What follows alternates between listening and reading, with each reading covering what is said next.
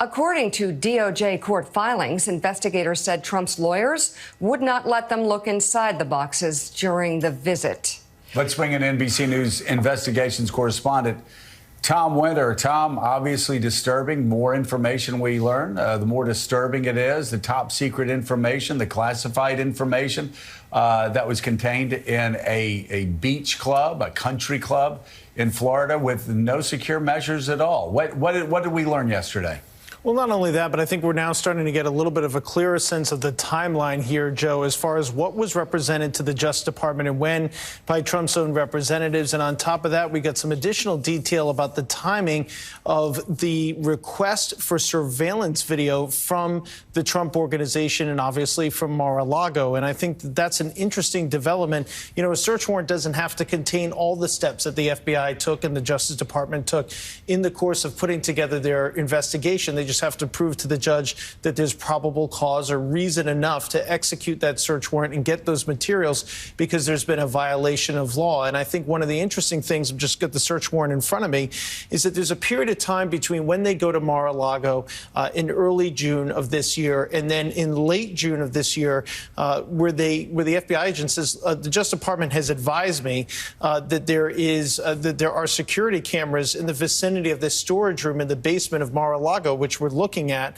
and that they serve a subpoena on the Trump organization for copies of that and are provided a hard drive on July 6th. So the timing there is about a week or two between when they ask for these documents through a grand jury subpoena and then, as you see on the screen, when the Trump organization gave the FBI a hard drive. The rest of what follows that is completely redacted, really only about 9 paragraphs yesterday.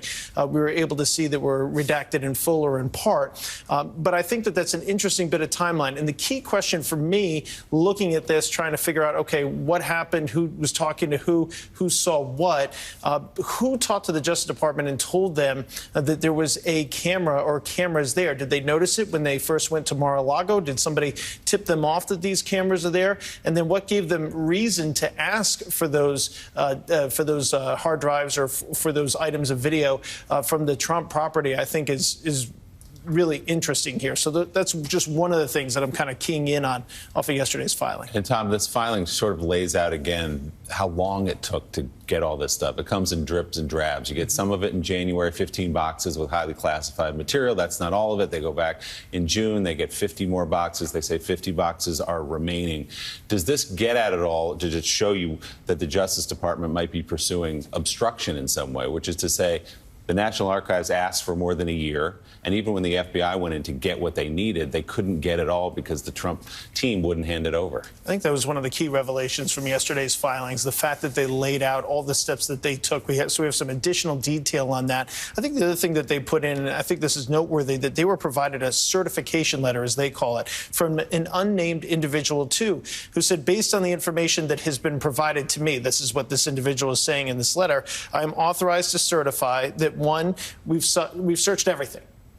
And this is all that we have. And that we searched it after a subpoena. We've made no additional documentation. And then there was also, at one point, a certification or a statement that was made that, look, the only place that these documents could be is in the storage room. And as we now know from the image that we're looking at on screen, according to the FBI, that was very much not the case, that these top secret documents that we're looking at were actually found in Trump's office. So when you start to see those statements put in to this search warrant, it's very clear that, to me, that they're starting to look at this as a potential. Who is obstructing us? Who were making what assertions to us? And, Judge, there's a reason why we need to go in. We don't think we're getting the full story here.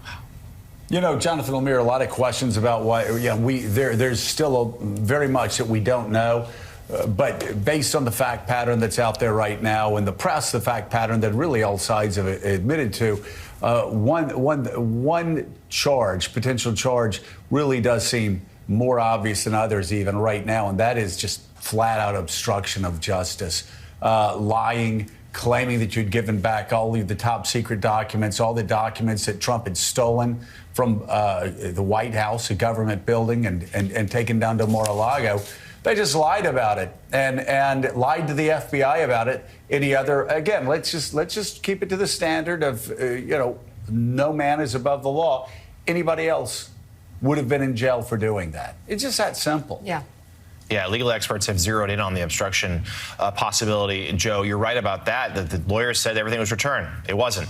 Lawyers said everything was in a secure spot in the Mar-a-Lago. It wasn't. Stuff was found in Trump's desk in the 45 office. So there was all sorts of suggestions there that they simply were not truthful with investigators. Now